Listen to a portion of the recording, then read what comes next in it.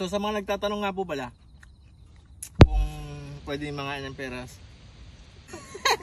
Ayan guys, hindi na ako lilingan para tumingin kung may amo. Ayan. Ayan nga po guys, meron tayong bagong mga peras. So isang linya lang to guys dito sa lugar namin. So bago siya guys dito sa. So bali pangalawang taon pa lang to namumunga. Ang tawag dito ay kanta. So taste test natin guys. So pagkakaiba niya guys, iba yung kulay. Tapos iba yung shape, iba rin yung kanyang texture sa loob. Ayan. So ayan guys.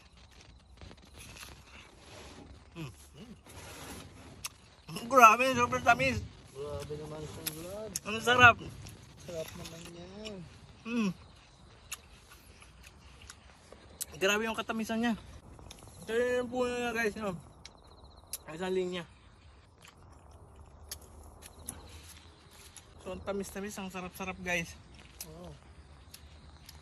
Kaso sa Japan kasi guys, yung sobrang tamis na peras, ayaw nila. So mas gusto nila yung sakto lang yung tamis. Kasi healthy conscious kasi sila. Kaya hindi nila ganong gusto to. Ayan guys.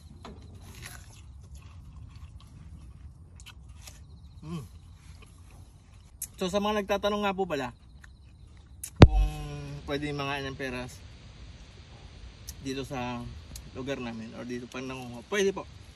Pwede nyo tikman yung peras kasi minsan titikman nyo para malaman nyo kung hinog. Ayan guys.